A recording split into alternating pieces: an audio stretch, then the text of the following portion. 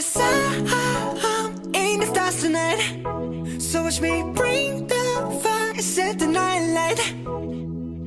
Shoes on, get up in the morning, cup of milk, let's rock and roll.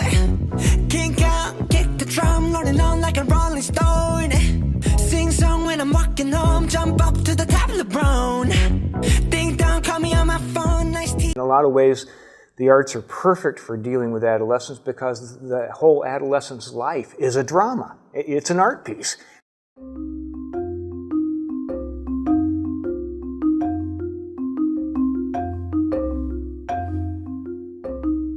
So to start off, can you tell me what art therapy means to you? I think the best way I can describe it, Priscilla, for 22 years I worked in a private psychiatric hospital, primarily working with children and adolescents who'd been physically or sexually abused. And with little kids, they didn't have a vocabulary to explain what had happened to them. They just knew they felt bad. And the adolescents, frankly, were so angry or pissed off that they didn't want to talk about it with an adult. But in both instances, they had feelings inside that were mucking up their behavior at school, making family life miserable, and just generally running roughshod over their lives. So the work was all about how to take this feeling that's inside, get it out in a visible form, and then have the therapeutic benefit to somebody else in the world getting it, being able to understand what had been communicated visually. Because the most psychologically damaging thing for a person in the world is to feel like they're the only person who's ever felt this way.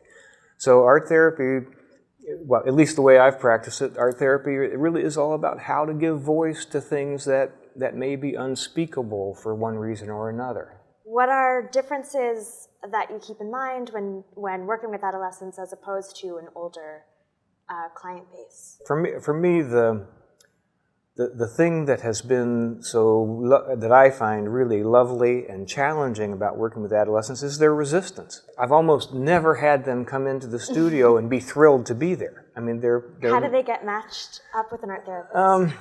It depends on the facility. I mean, again, I worked in a private psychiatric hospital, and then most recently I did work with a place that was a treatment facility for adolescent boys who'd committed a sexual offense of some kind. And as you might guess, 90% of them were the victims of abuse themselves, and they acted out in a way that they knew. But in both cases, it's like the notion that there's something wrong with them is sort of an anathema to adolescents. They really don't like that idea. So they're angry about their life circumstances, and they're angry that somebody's told them they have to get some help.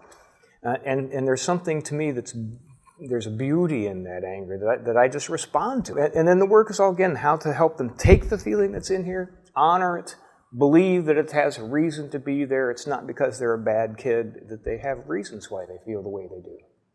Did you always know that you wanted to work with adolescents specifically? Actually, no. When I first started work at Harding Hospital in Columbus, Ohio, I was mainly interested in adult psychiatric and was fascinated by all that. But somehow the adolescent world kept calling to me, and people kept inviting me. Come on, be part of our adolescent groups here. And then it's probably a hard group. Yeah, well, but once I got into it, then I just fell in love. In the last 15 years I was at the hospital, I worked on, as I said, almost exclusively with children and adolescents. And the adolescent, there's something about the drama, the immediacy of their life experience that just resonates with me. I mean, in a lot of ways, the arts are perfect for dealing with adolescence because the whole adolescent's life is a drama. It's an art piece, from the way they look, to the way they wear their hair, to the clothes that they wear, to the way they move, to the music that they listen to, the things that they're interested in. So true. Art is everywhere, so it's a perfect way to relate to them. And what would you say to someone who comes in and says, I have no artistic talent? Perfect.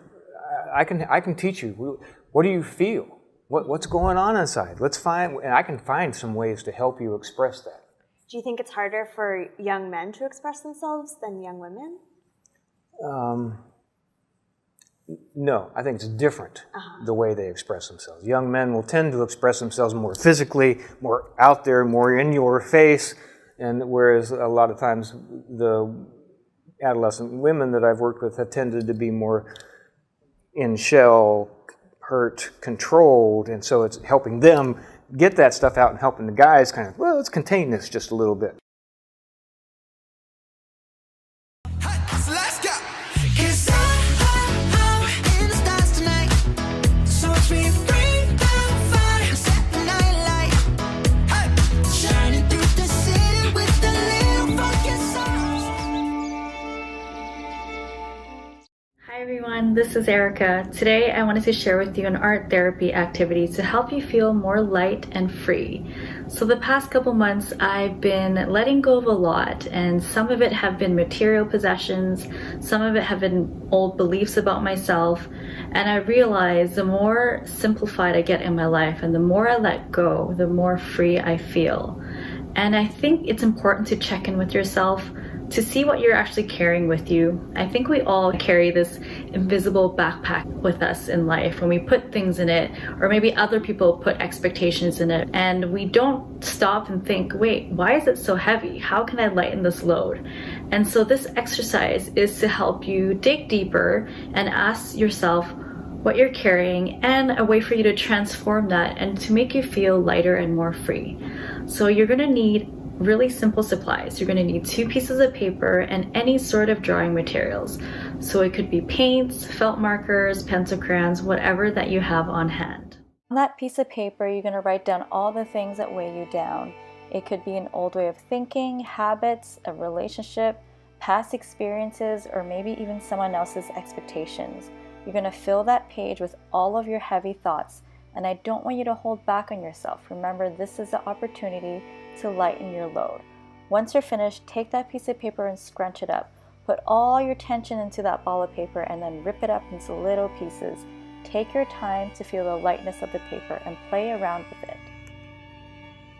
Now take your second piece of paper and tune into the energy of a bird. There is nothing that represents freedom more so than a bird, so start to draw any kind of bird and don't worry so much about what it looks like, just focus on the wingspan. Then piece by piece, start to collage your ripped pieces of paper onto the bird and imagine they're like little feathers. Remember that this paper contains all of your weighted thoughts, so build your bird slowly and with intention, and imagine what it would feel like not to carry those thoughts anymore.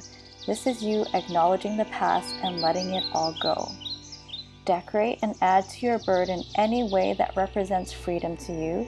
Choose colors and imagery that make you feel free, at ease, and at peace with your life.